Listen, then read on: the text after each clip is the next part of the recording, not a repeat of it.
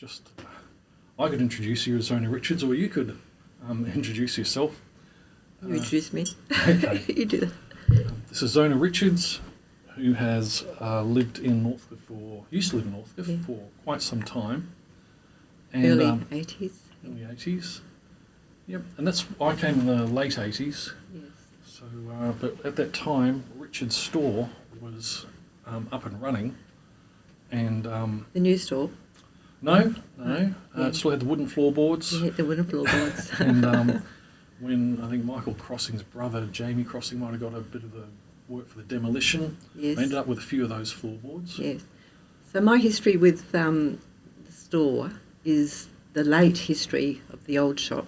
Mm-hmm. I think we started the plans, etc., possibly 1987, and of course there was a huge history prior to me being involved, with Millie and Brian's dad and mum.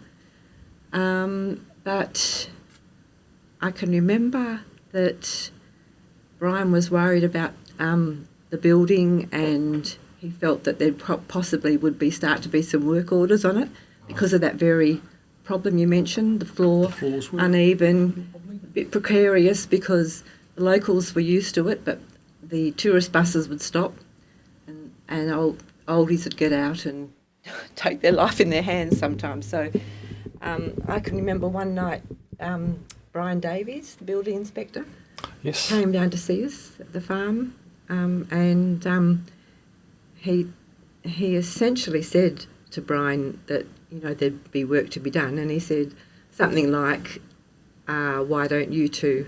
You're still young enough. You could build." And then he suggested a way to do it with the build behind. Had to demolish that. Do you remember there was an old drum depot behind on stilts? He suggested demolish that, build behind, and then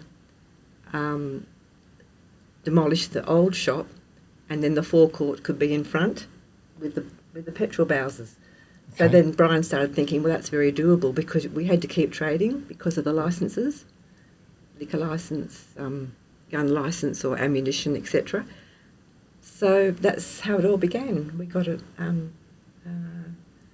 architect draftsman, I think, from Bridgetown, and someone called Smith, I think. And then eventually, the whole process. We had a lot of tradesmen. We could employ a lot of people from the area. There was John Hemsley and Doug Bennett. Oh, yes. Who helped with the floor. Builders from Manjimup. Bricklayers. And I remember the cranes coming and all the steel going up. So it was quite a big job. But prior to that, Brian had to bring in, I think it was, he told me 300 loads of shale. Crikey. Because you remember the old shop was on stilts. It was very wet underneath. Yeah. So once that was demolished, we had to bring in the shale. So a lot of work.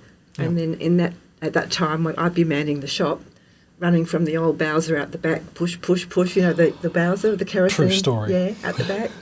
And then down, the other end with the produce and the grain, etc. And so it was quite a feat to keep it all going, but we had fun. Yeah. We had fun. And was there, like you had Parkfield, were you in the Parkfield house that's just on the left-hand side opposite the road? Yeah. And were you running cows there as well? Or? Yes. Yeah. So cows and the shop? Yeah, well, and Brian had quite a lot of land out Pemberton Road. Yep. So, he farmed and ran the shop and must have been busy. Yeah, busy time, but good. Yep. Yeah. And you're younger, you've got the energy. Mm. So it was a good thing we did in the end because I know it was quite funny. Different ones would come in and say to Brian, when the new one started, and even that was a bit of a trick. I don't know if you remember, Damon, but we had to have planks to go over the where the old shop was taken down or around to get to the Bowser. There was lots of stuff that had to happen because we had to keep trading. Yep. So you had this sort of situation with a new build behind and the old one going down, but we still had to get around to that Bowser, you know. So, but the locals were good and, we survived. Yeah. Crikey. And I can remember some of the older folk coming in and saying to Brian once we were up and running, "Oh, Brian, you must be so sad that your the old shop's gone." And he would sort of say to me they didn't realise how hard it was to operate that sort of a business, with the old shop, because even the new one, of course, he had a front end, a little loader thing, for his all the heavy gear that came, Prior to that, he used to go to Perth once a month in the truck and lug, all that stuff into the, on his sort of back. Yeah, bit by bit. Yeah, it was a big. With advances in technology comes a bit more time saved. Yeah. And so easier. Yeah. Historically, I guess it was sad for the town, but being realistic, moving into the more modern time, you had to, the shop had to grow. Okay. Don't know if it'd be sad for the town to The old update. shop. Some people, they had, I guess historic links with the old shop, Yeah. and people get nostalgic, don't they? But for us operating a business, there was no comparison. Yeah, there was a little story in the museum that Carol was telling me about a little kid that got lost and ended up hiding in one of the cupboards, and the whole town had searched for days, and the mother was, of course, completely distraught. And then eventually, there it is, sleeping in, just having a nice time under a cupboard in a counter in a store. Well, it was like a rabbit warren. There was at the back. There was an ammunition locker thing in a little room, and then they had another. It was just there were, because the way people did business in those days. It was no self-serve. You had lots of little compartments, and lots of people were employed. Even with Brian's dad, running around and serving. And was that Tibby? Tibby? Gordon Tibby, nickname. And who was G.V. Richards? G.V. That's a Gordon sign. Victor. Yep. Gordon Victor. I think I saw that in the sign, in a photograph, sign on the outside of the shop, which looked very different. I've given that sign, G.V. Richards licensee, to the museum. They've got that. Yeah, great. Yeah, I found lots of bits and pieces that I've taken. And they went there? Oh, good. Yeah, well, that's where they belong, isn't it, really? Absolutely, yeah. So, and other instances, I tell you, no, it was just, it was lots of fun looking back, because Brian was born in Northcliffe. He was the last baby, I think, he told me, to be born at the old hospital. Oh, okay. Yeah. I met someone else today who was actually born here as well. Yes. Might have been Denny Smithers? Okay. He was amongst the last two. Yes. So, I'm just trying to think of something else that you might be interested in. But, there was a lot of history prior to me. A lot of history. But I think that at the time when we built, I think there was a bit of a sort of recession on. So it was a bit of a leap of faith to do it because, you just didn't know how you would. But luckily we got, as I say, the bricklayers from Manjimup. So it sort of worked as far as the building went. A good time to build, really. And then Northcliffe did a little leap then. There was lots happening. Well, people like yourself were coming, and it was quite a nice time for Northcliffe. John and others put up the Witchetties. The Witchetties. Conglomerate, whatever it was. That's right. There were more numbers at the school than I believe there are now. And just generally there was that new influx too, of that second, people trying to, because wanted to make lives here. And I think it was a happy time actually for Northcliffe at the time. I mean, not saying it's not now, but it did a little lift, Yep. And the store was a vital part of it. Yeah, that's right. A confidence, possibly looking back. There was a bit of conflict around the early 2000s, and you were still here then. Yes. And We don't. Yeah. I remember being at one of the camps, and it was a bit wet and soggy, and it came a truckload of sawdust from Brian. Yes. And I thought, oh, that helps. Yeah. It made us all feel a bit more confident. Confident. Yeah. Because it split, the town got very fractious then with business, farmers and mill workers Mill workers. and sundry others, but those three factions became quite divided for a while. I'm glad to see it all sort of boiled over. You know, a lot of water went under the bridge, Yes. and people are back to normal now. Yeah. But it was a turbulent time for a while. It was a turbulent time. Yes. Did you get wound up in that? Well, I think it was a bit tricky because, in fact, I heard it said that I was to blame for Brian being, you know, pro-conservation, but little did people know Brian was a conservationist before the word was even mentioned, you know, because he could see the value of leaving. He did on the farmland. He left quite large tracts of bush for the cattle and, you know, the creeks and that sort of thing. So, it was a difficult time. But he had seen a lot of timber leave Northcliffe, and of course when the mill shut, you know, and the bank left, you know, you start to think, well, and I guess he would have been of that frame of mind that, gee, all the resources coming out of this town, you know, and this area, and it was. You wanted to see both sides, you know, and you could see people were passionate and emotional about the issue, but luckily I think Damon, you know, survived. As was said today, Helen's said quite eloquently, didn't she, at that opening speech, you know, a bit about that time. Do you see Northcliffe going anywhere, or would you like to see stuff happen in Northcliffe, or would you like to see it stay the same? Well, I mean, it's tricky, isn't it? Because I definitely want to see Northcliffe survive, you know. I think we all do. I can't imagine it like becoming a ghost town. No, I can't. Luckily, Northcliffe is probably close enough to the coast, you know, to Windy Harbour.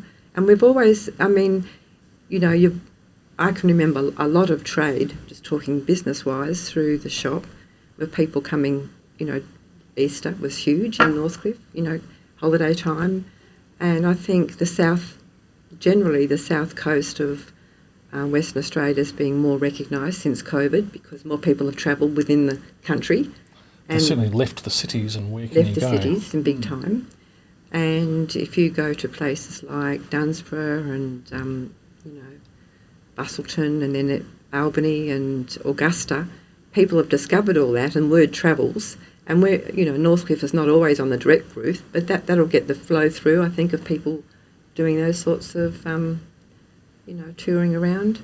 No, I think, and it's, you know, it's very pretty. It's a gorgeous place, and it's got a good, you know, I think the heart of the place is strong. You know, when I look around, especially today, you know, and you think it's wonderful. The lead up to it, it's 2 years people have started thinking about this day. And so there's a lot of community volunteer hours have gone into it. Huge amount. Of course, when I first moved here, I thought I'd heard that it had something like 40 different volunteer groups. Yeah. And of course, everyone joins a few of them, gets burnt out, and then knocks them down to one and picks up another one. Such a lot of volunteer work. It seems to have a lot of community spirit. Very low crime rate. And I think it's stable. There's not a lot of growth except in the subdivisions. The Richards, like seeing Pete and Fiona's block out there, and some of those Roy and Diana's, and all wonderful little subdivisions there. But then north of Northcliffe, you know, even more. Sometimes I don't know where they all go, because the population seems to have stayed the same. I don't know how that works. There's more houses, and yet population's the same. Yeah. I don't know how that I guess a bit worrying signs is the school numbers. you know. Yeah. You know. It was about a few years back. Yes. So I'm not sure right now, but hopefully. But probably that has always waxed and waned a bit, I think, hasn't it? You know, Yeah. but I think they're quite low now. I remember the 90s being a strong year. That was, the 90s were the good. teachers or Yeah. someone, and the kids or the people. Like you look at the Hemsleys and the Hatches and the Ormsbys and the group that went through them. Yes. They're all rocket scientists and doctors They and did well. lawyers and punched above its weight, I thought. I think so. Small classes. And then a few years later, or a decade later, oh my God, the school might actually close down. And it didn't. So, That would be a shame, wouldn't it? no, that would be a shame because, that's a draw card, when people are looking, families that want to come, draw cards usually are, what's the school like and that sort of thing. So, but fingers crossed. People have been saying today that the dancers, it keeps coming up. The dancers, the old-time dancers. The old-time dancers. Did you go to any of them? Yeah, I did, yeah. Well, Brian was a great dancer. I love dancing. But when I first came here, the kids would be, everyone came, and then come a certain time, the kids would all be asleep under the, Someone said that under the today. seats. Yeah. That was in, my early time. Yeah, they were great fun. And the kids joined in, the barn dance and whatnot. And, so, no, At the town hall? Town hall. Yeah. Do they have them anywhere else? Oh, yeah, not here, but other, Pemberton would have had the same. Oh, yeah. But also, prior to that, they used to have picture shows, didn't they? Because Brian would tell me they'd have picture shows. Yes. And that sort of thing. And Alan Jones. The one of the projectors is in the Pioneer Museum, and a bit of a display just for about him. Yeah. And we still get the odd. Now they call them old-time dancers, but back then it was just the dance, I suppose. Yeah, and they had balls and things, different time, winter balls and all sorts of things. Life was more based around the town. People didn't travel so far. I don't think all that sort of thing. So. Well, when I first got here, I think from Chuddle onwards, it was still gravel to Windy. To Windy. Yeah. Was it? And that was 1990, but it got paved soon after. Yeah. All right, I don't need to take much more of your time, so thank you so much, Zona. You're more than welcome, Eamon.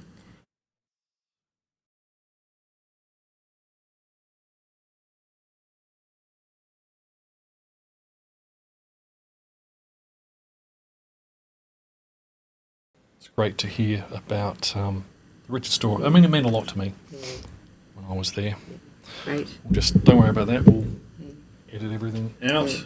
And there's some stuff that probably will. Most of the stuff when I open my mouth. No, that was good. I mean, there's not much really I can add to it. My memories of my time here are just great. Yeah, really good. Yeah. Good. Yeah. Me too. Yeah. And what a place to for me to raise kids and that safety. Yeah. The kids had a bit of graffiti one year, and then Maya goes, let's have a family and community centre. Yeah. And they all did something on Friday night. Yeah. And it's one of the safest communities My kids, great. especially my son, he was younger. My daughter possibly, was more outward going, her friends were more Pemberton, Manjimup, but my son, he loved it. They'll even say, and bet yours do too. Thank goodness I was brought up in Northcliffe. They all say it. Yeah. Brian's kids say it, most of them. And they come back, come back. Yeah, no, it's great.